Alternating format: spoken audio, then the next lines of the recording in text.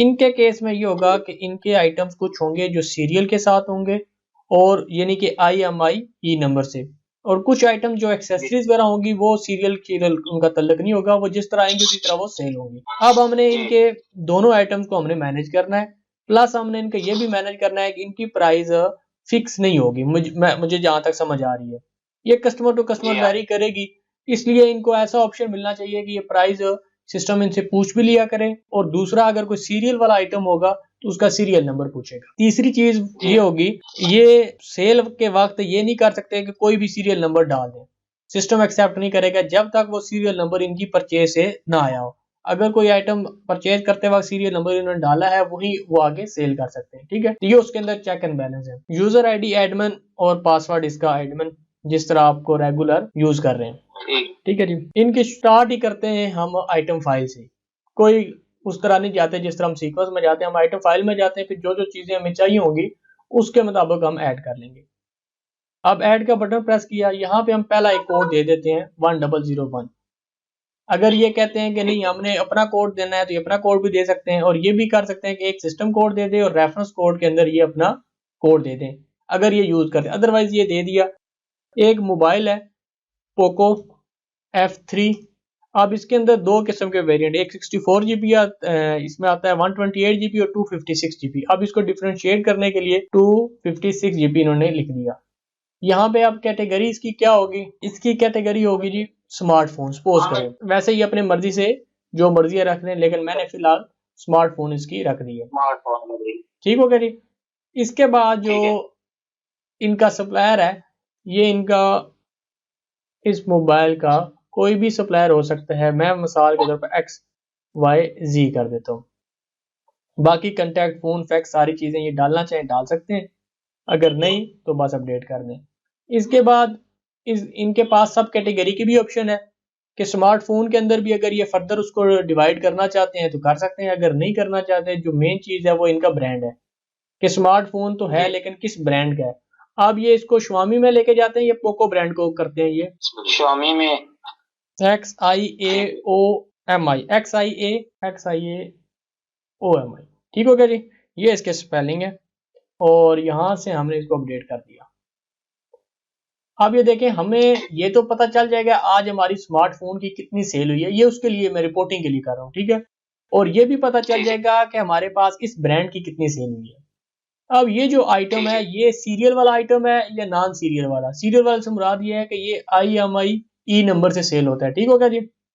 इसलिए हमने इसकी आइटम टाइप सीरियल करनी है कि ताकि जब भी हम इसको परचेज करें और सेल करें इसका हमें सीरियल ये उनसे पूछे। दूसरी चीज ये है कि इसकी कास्ट प्राइस है, जितने का ये आया है मुझे अब पता नहीं है, लेकिन मैं रफली लिख रहा हूँ। और आप सेल करते हैं, आस्किंग प्राइस है इसकी 72,000 सपोज करें, ठीक है जी।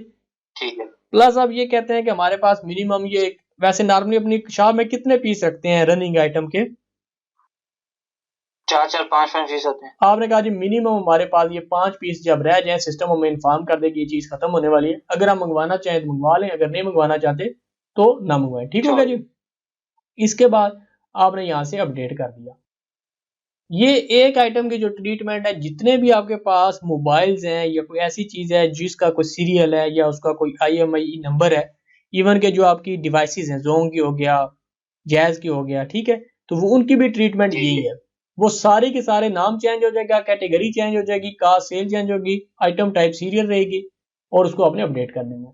दूसरे जो मेजर आपके पास आइटम्स हैं वो हैं आपकी एक्सेसरीज, ठीक है जी। इसमें आपने कहा जी पोको, मैं इसी को लिख रहा हूं F3 केस, ठीक है जी।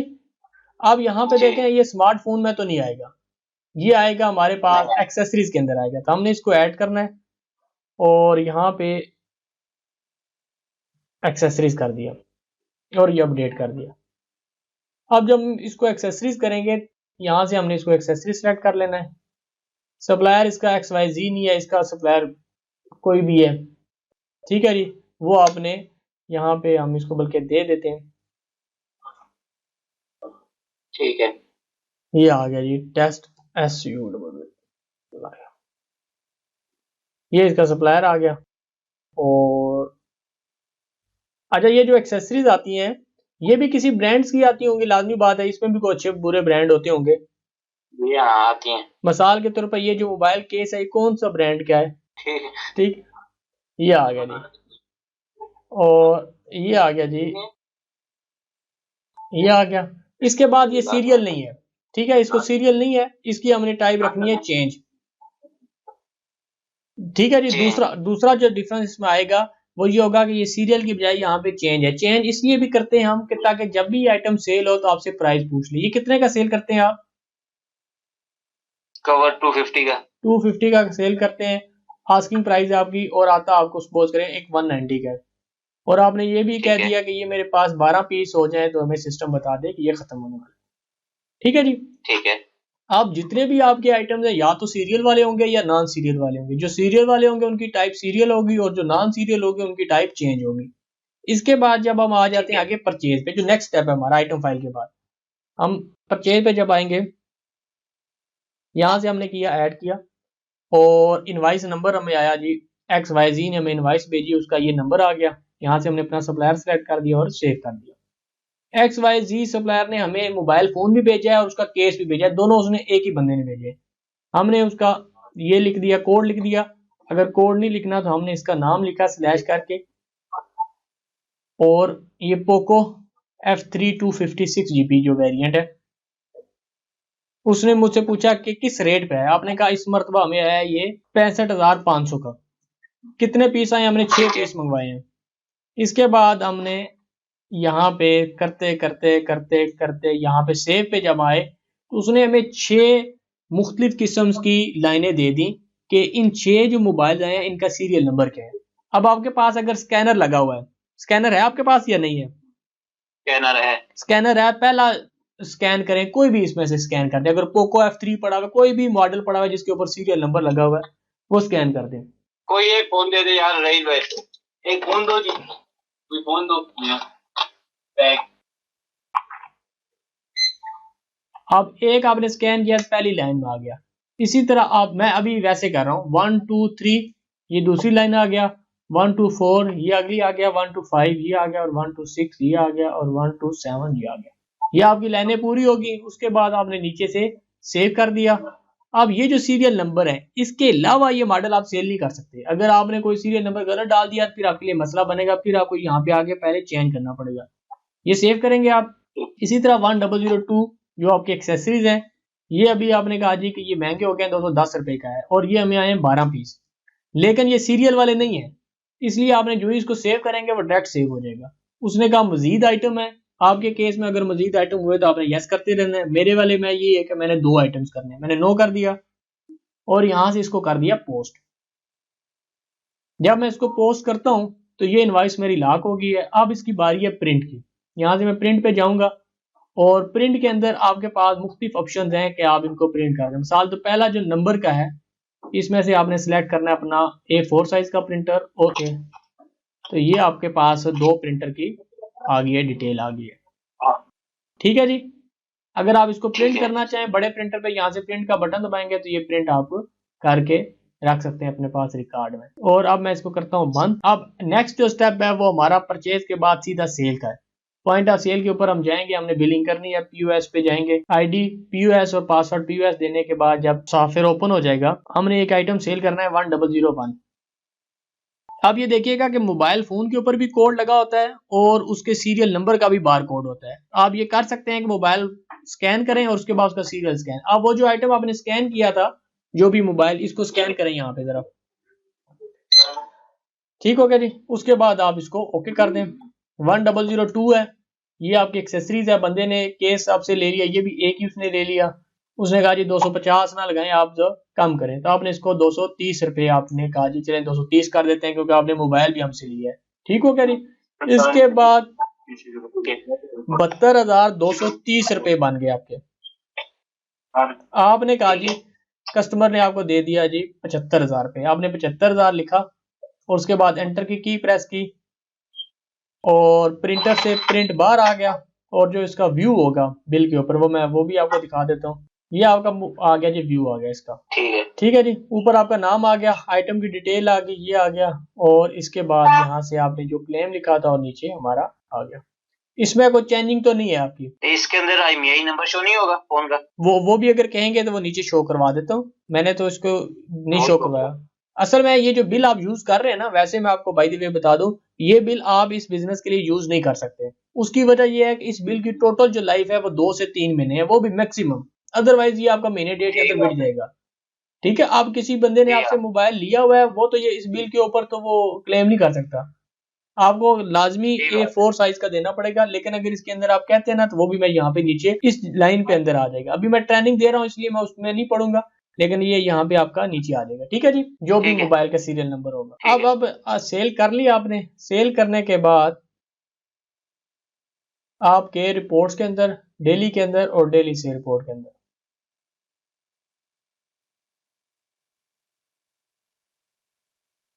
इसमें से सबसे पहले वाला बटन जब आपने प्रेस किया और यहां से आपने सिलेक्ट करना है ये वाला प्रिंटर और ओके कर देना है, तो सिस्टम ने आपको बता देना है कि आज आपकी सेल हुई है 72,230 रुपये।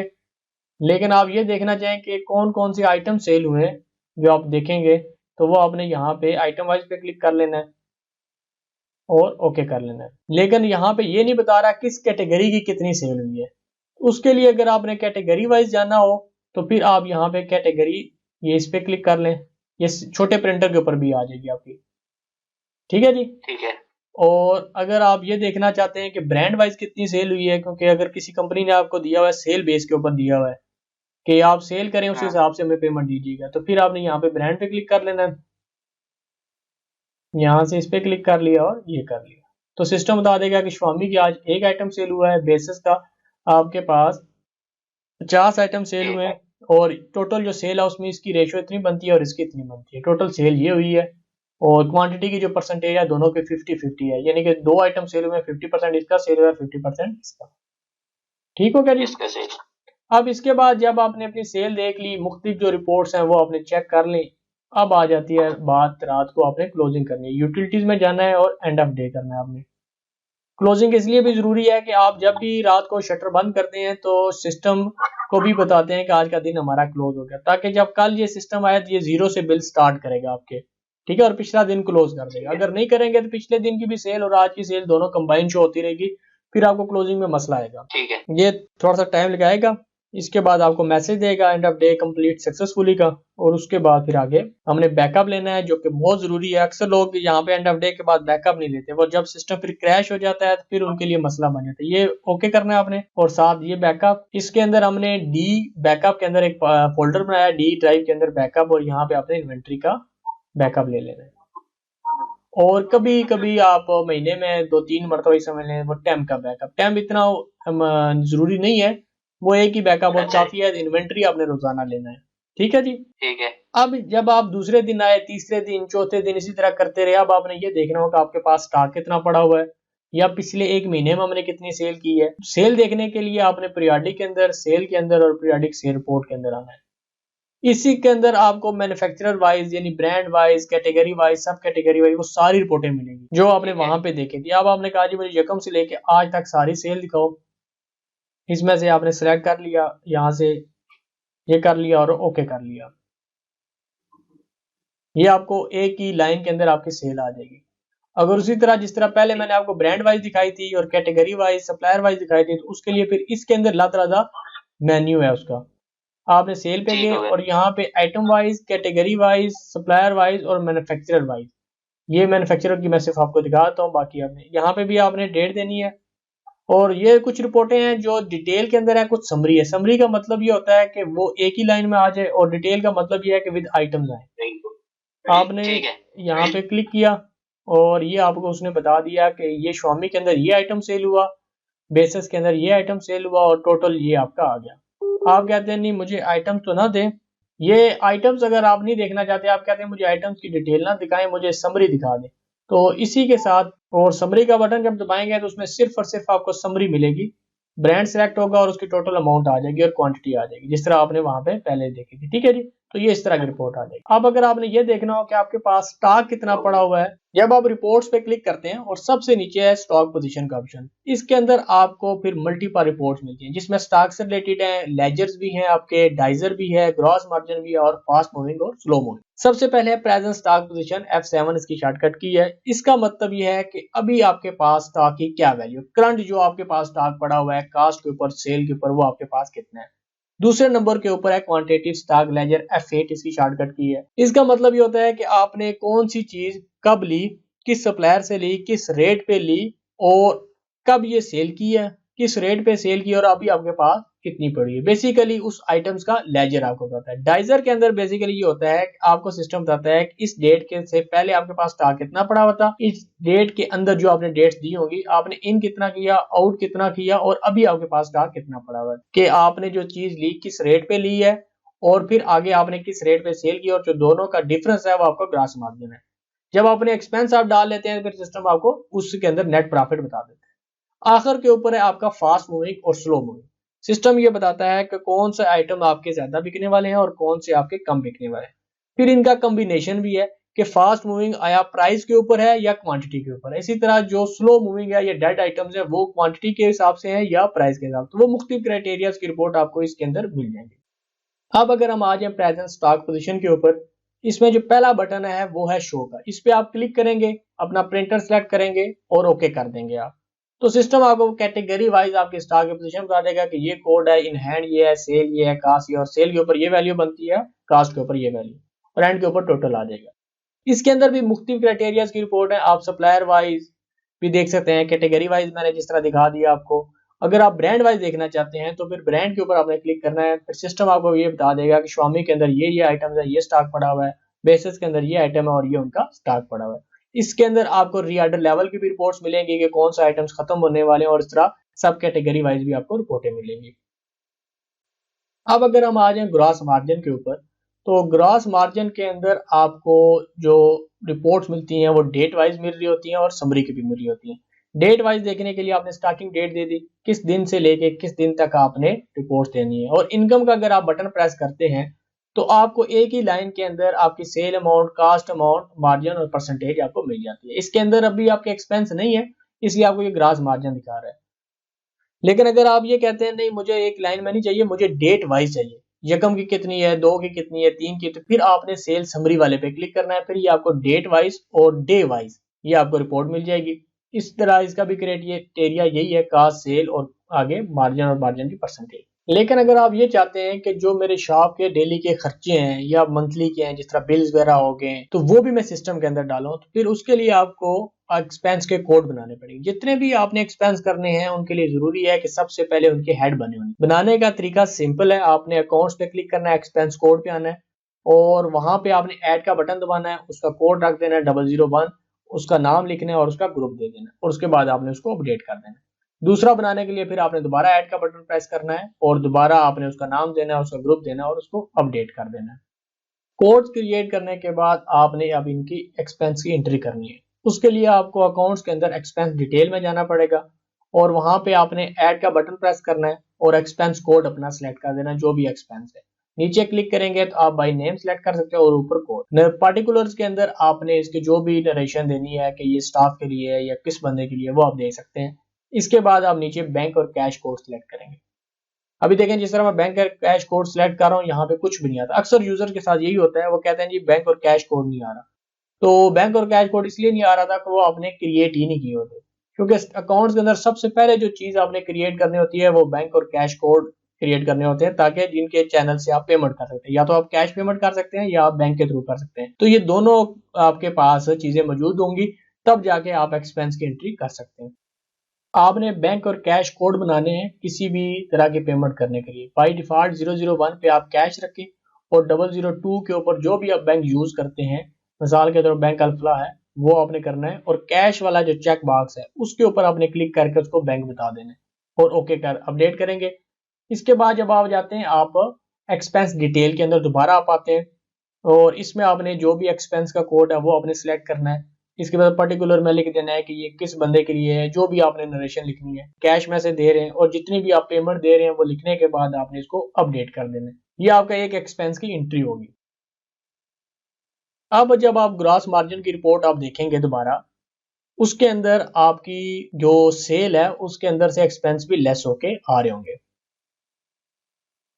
ओके करें, और यहाँ पे आप नीचे देखिएगा, इसमें आपको नजर आ रहा है 300 जो है वो आपके एक्सपेंस इसमें से लेस हो गए, यानी पहले परसेंटेज आपकी थी 9.03 थी, अब इसके एक्सपेंस लेस होने के बाद 8.61 होगी, यानी कि अब आपका जो नेट प्रॉफिट है वो 8.61 हो गया। अब आ जाते हैं, जब आपने परचेज किया है सामान, तो लाजमी बात है आपने सप्लायर को फिर आपने उसकी पेमेंट भी करनी है, उसके लेजर भी मेंटेन करने हैं। उसके लिए आप आ जाते हैं अकाउंट्स के अंदर, सप्लायर पेमेंट के अंदर। अब इसमें आपने अपना सप्लायर सेलेक्ट किया, जो भी आपका सप्लायर है, एंटर की प्रेस करेंगे, सिस्टम आपको बता देगा कि आपने 3,95,520 रुपए अभी इसके देने हैं। कैश में से दे रहे हैं या बैंक से दे रहे हैं, क्योंकि लाजमी बात, इतनी बड़ी पेमेंट आप कहते हैं जी हमने बैंक के थ्रू देना है। किस तरह दे रहे हैं जी, ऑनलाइन हमने पेमेंट की है। तो ये लिखने के बाद जितने आपने अमाउंट दी है वो आपने यहाँ पे लिख देनी है, और पर्टिकुलर्स के अंदर आपने जो भी लिखना है अपनी रिमाइंडर के लिए या याद दिलाने के लिए वो आप लिख सकते हैं। और इसके बाद आपने ऑर्डर बाई और पे बाई अगर मेंशन करना चाहें कर सकते हैं, नहीं करते तो आप इसको अपडेट कर दें। अब जब आपने इसकी पेमेंट दी तो इसका आपने लेजर देखना है कि आपने इनसे परचेज कितना किया और इनको आपने पेमेंट कितनी दी और अभी इनका बैलेंस कितना है। इसके लिए आपको जाना पड़ेगा रिपोर्ट्स के अंदर जाके, ट्रांजैक्शन और सप्लायर ट्रांजैक्शन डिटेल के अंदर, F5 इसकी शॉर्टकट की है। अपना आपने सप्लायर का कोड सिलेक्ट कर देना है 1001, बाई नेम भी कर सकते हैं और कोड से भी कर सकते हैं। डेट दे देंगे, किस डेट से आपने लेजर देखना है, और डेबिट क्रेडिट जो पहले वाला बटन है वो आपने प्रेस कर देना है। A4 साइज का प्रिंटर आपने सिलेक्ट करना है और ओके कर देना है। इसके अंदर आपको बता देगा ओपनिंग बैलेंस कितना था, इसके अंदर आपने परचेज कितनी की, स्टेट को की, कितने की पेमेंट किस दिन की आपने और कितनी आपने उसको पेमेंट की। तो ये सारी डिटेल देने के बाद नीचे उसका बैलेंस आ जाएगा। इसके बाद आप बाकी भी इसके अंदर हैं, आप बैलेंस के हैं, पेमेंट्स हैं, सारी आप देख सकते हैं। उम्मीद है दोस्तों कि मेरी ये आपको वीडियो पसंद आई होगी। कमेंट्स के अंदर ज़रूर इसका इजहार कीजिएगा। अल्लाह आपका आमीन नासिर हो। अल्लाह हाफिज़।